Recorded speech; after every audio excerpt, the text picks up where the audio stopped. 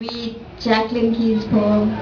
Jack couldn't be here also because she had a prior appointment. This is the end. Yeah, I'm going to read after this and then we're finished and we can have dinner.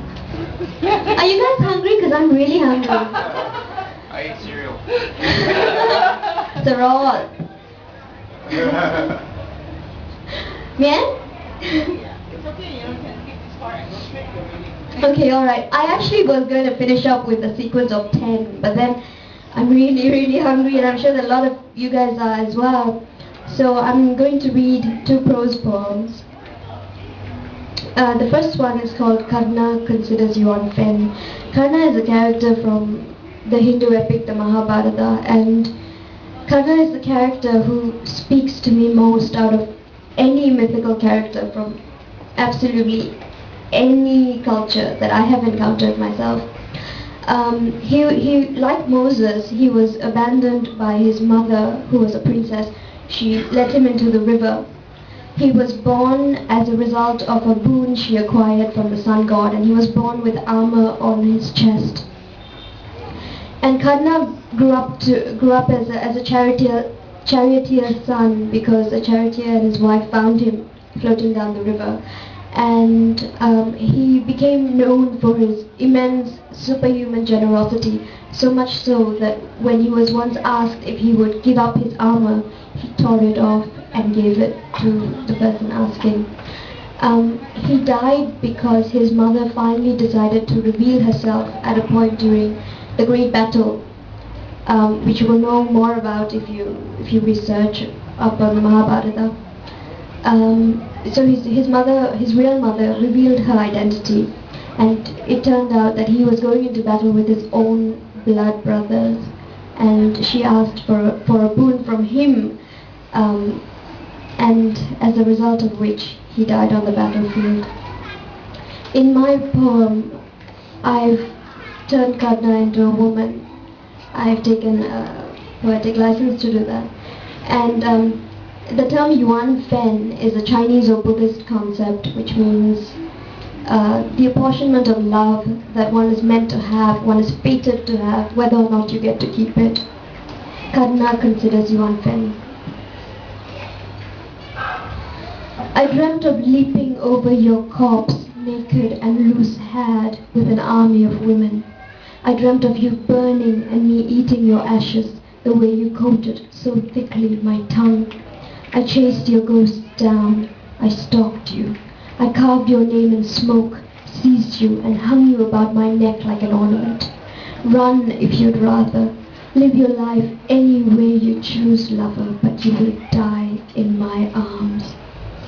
I know only this, the way I spent my whole life daydreaming about what it would be like to wake up with your hair in my mouth, your feet curved against the soles of mine.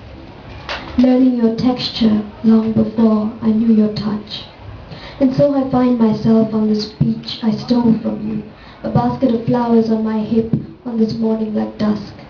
This I return to the water, Karna reenacting her own beginning.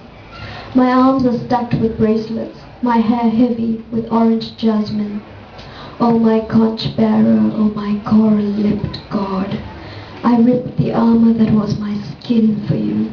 I bathed you in my blood. I drowned you. I drowned in you. And little by little, I ebbed away. I became nothing. Let me enter you in the partitions between your ribs, in the echo inside the hollow of an elephant's tusk. How long I have pursued you, hunted you, past galaxies of cosmic sagas, bitter conflict and staggeringly beautiful bliss, piercingly celestial yearning, my longing bright as auroras, the nebulous years where I could not have been more than a speck, stardust, when I only existed because you willed me to. Does it never stun you that of all the things we might have been, this is who we have become? I am not a woman lying screaming between tall green stalks, giving birth in the cornfield where I was raped. I am not a Sarina slipping my foot into the sensual red velvet mouth of a shoe held by the servant, who I eventually will be killed running away with. I am not a mother drowning my firstborn in a river, weeping as I stuff the girl's mouth with cloth, strangle her with her own umbilical cord. I am not a starlet powdering my nose with cocaine in a plush room with mirrors on the ceiling, seeing my life through halos of smoke. I am not a gorilla in uniform, breastfeeding, even as I polish my weapons in the sweltering jungle heat. I am not, I am. And you, a constellation of brilliance, you who could have been anything.